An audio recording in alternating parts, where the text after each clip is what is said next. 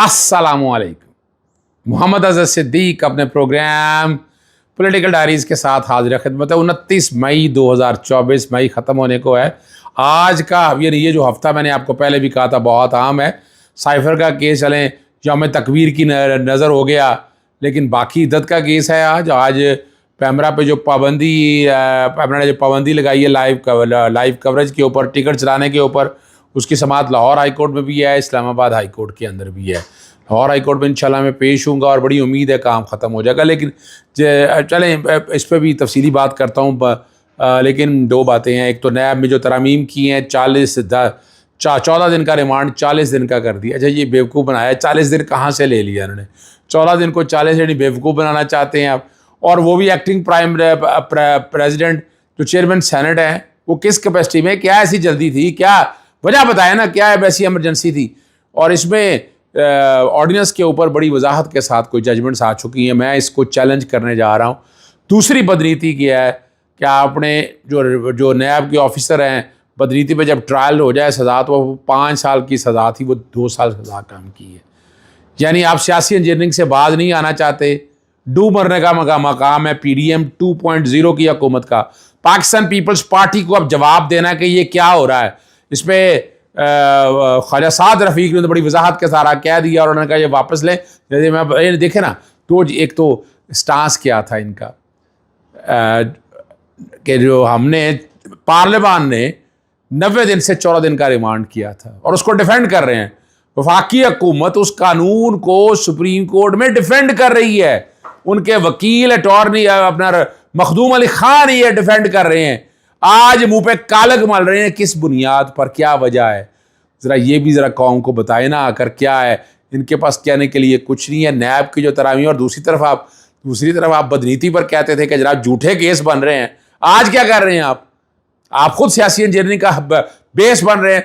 और यही वजह है कि फ़ौरन आवाज़ आ गई ख्वाजा साद रफ़ीक की भी और पाकिस्तान पीपल्स पार्टी के अंदर से भी आवाज़ें उठ रही हैं। वो इस पर अब दो चीज़ें मैं रखूँगा आपके सामने। एक ये, और दूसरा इलेक्शन एक्ट के अंदर जो तरमीम की गई है, जो रिटायर्ड जज लगाने का कहा है, वो किसने की है? यूसुफ गिलानी ने।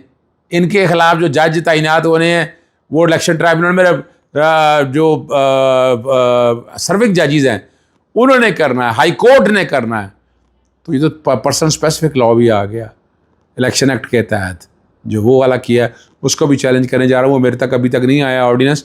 ये नैब वाला ऑर्डिनेंस आ गया बैकग्राउंड पे। नैब ऑर्डिनेंस जो है वो बैकग्राउंड पे चल रहा है और उसमें आप देख सकते हैं 2 सफ़ों का है। ये जल्दबाजी में क्या किया, मैंने सारे सवाल उठा लिए हैं।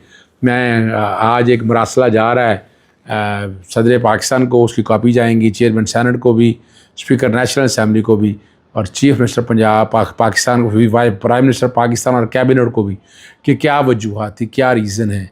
आपने तो सुप्रीम कोर्ट के अंदर जो तरामीम किए हैं बाय एक्ट ऑफ पार्लियामेंट, आप उस अपील में वो डिफेंड कर रहे हैं उसको।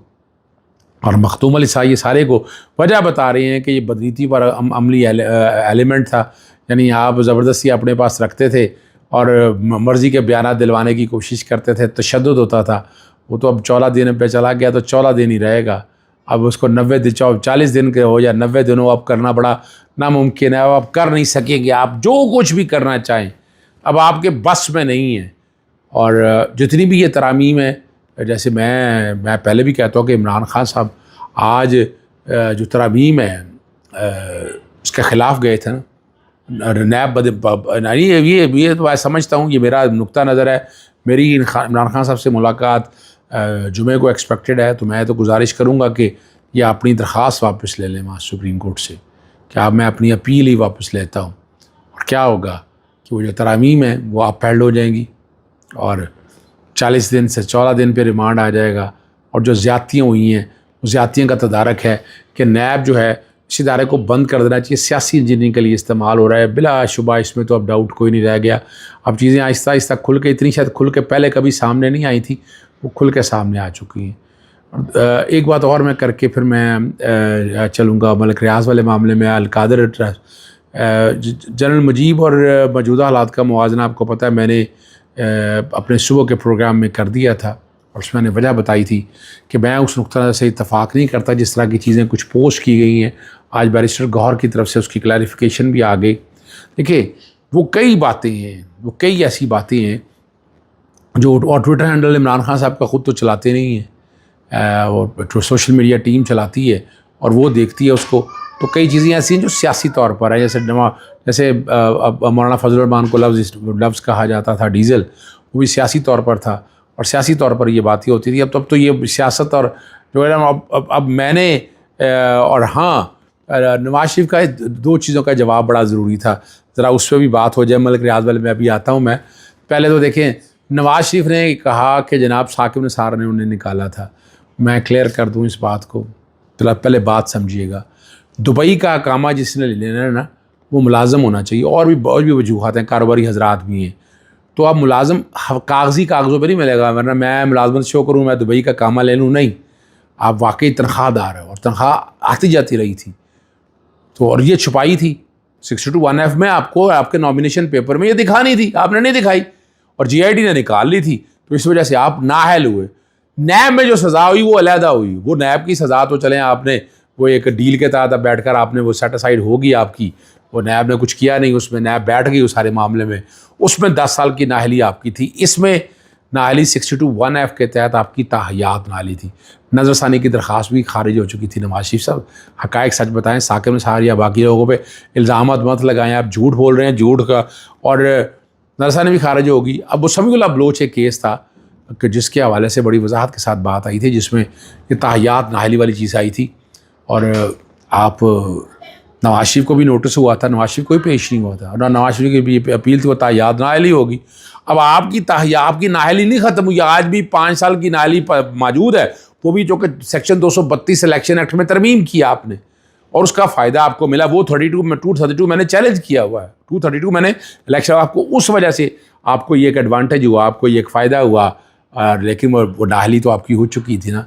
5 साल की नाअहली आज भी बरकरार है। और ये भी बता रहा हूँ, जैसे साकिब निसार साहब ने नहीं की थी, जस्टिस जहाज अफजल साहब बेंच को हेड कर रहे थे, वैसे बेंच को हेड कर रहे थे जस्टिस गुलजार, जस्टिस आसिफ सईद खोसा।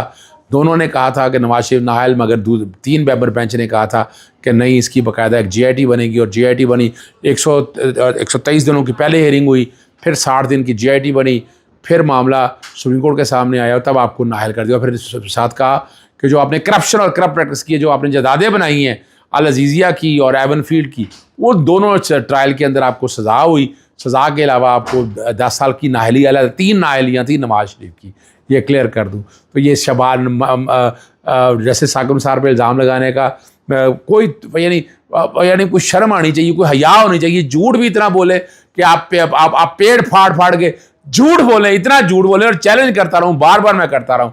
आखिर चलते हैं मलिक रियाज साहब की तरफ। वो ट्वीट बैकग्राउंड पे चल रहा है पैरियट टाउन पे अलकादर के ट्रस्ट के कागज़ों के वाले से। क्या कागज़ों में क्या है अलकादर ट्रस्ट की?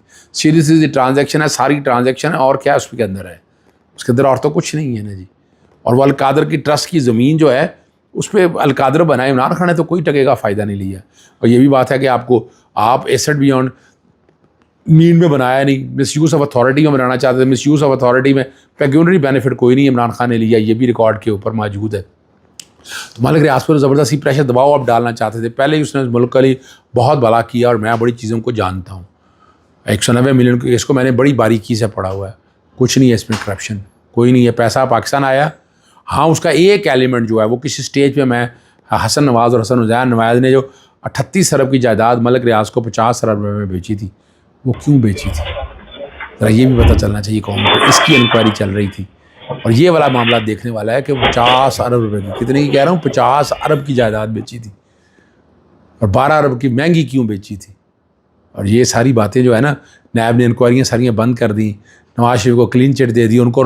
और नेशनल क्राइम एजेंसी के पास ये चीज़ तो जानी चाहिए ना, ये चीज़ पूछनी तो चाहिए ना।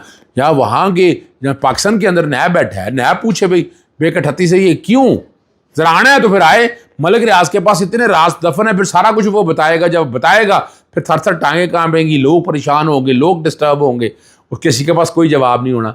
वो जवाब जो है ना, बड़े मसाइल है, बड़ों की नींदें हराम हो जानी है अगर वो सच सारा सामने आया। मलिक रियाज खड़ा था, खड़ा है, खड़ा रहेगा। मैंने इसके ऊपर ट्वीट किया, वो मैं आपके सामने रख देता हूँ। मैंने कहा था मलिक आज़म नहीं झुकेगा। नैब ने अपने इख्तियारात से तजावुज़ किया, छापा बगैर किसी वारंट और ट्रायल के दौरान जज की इजाज़त के बगैर मारा गया। क्या चेयरमैन नैब इस्तीफ़ा देगा? सियासी इंजीनियरिंग हो रही है ना, और क्या हो रहा है? ये जितनी तरामीम की हैं और जो कुछ ये सारा एक्शन हुआ है, और क्या। मैं यौम तकबीर में कोई बात नहीं कर रहा, उसमें बड़ी तफसीली मैंने बात कर दी है कल के प्रोग्राम में, मैस व्यूज़ में। मैं कोशिश करता हूँ सच आपके सामने रखूँ, और मैं चैलेंज भी करता रहता हूँ। आज आए ना, आज रखे ना कौम के सामने, लेके आए ना। नवाज शरीफ आज तक मनी ट्रेल नहीं दे सका एबन फीड के जायदादों को खरीदने का। फिर हाइड पार्क में जो प्रॉपर्टी है मलिक रियाज वाली, इसका बताए ना कौम को, वो ये नहीं बता सकता। बताएं ना कौम को कहाँ डिक्लेयर की है। यानी कौम अब बेवकूफ़ नहीं बनने वाली, और ना बयानियाँ चलने वाला है वोट को इज्जत होगा। अब जर्नैलों को निकाल के अब विलन जो है वो इमरान खान को बना दिया है। अब वो जो है ना, वो बेवकूफ़ बनाना, वोट को इज्जत होगा, बयानिया, वो सारा गले पड़ चुका हुआ है, वो पिट चुका है। नवाज शरीफ का ये वाला कार्ड भी अब ख़त्म हो गया। नवाज शरीफ डील के तहत मुल्क में आया था। वो बड़े बड़े इश्तिहार याद हैं आपको? बड़े बड़े इश्तिहार दिए थे कि अगला वज़ीर आज़म नवाज शरीफ, जो 8 फरवरी के इलेक्शन से पहले के हैं। तो वज़ीर आज़म बनता ना, क्यों नहीं वज़ीर आज़म बना था? इसलिए नहीं बना था कि डील के तहत आया था कि वज़ीर आज़म नहीं बनना, शहबाज शरीफ ने बनना है। तो फिर डील तो फिर अब गले पड़ेगी। इजाज़त चाहता हूँ। अस्सलाम वालेकुम, अल्लाह हाफ़िज़। पाकिस्तान जिंदाबाद।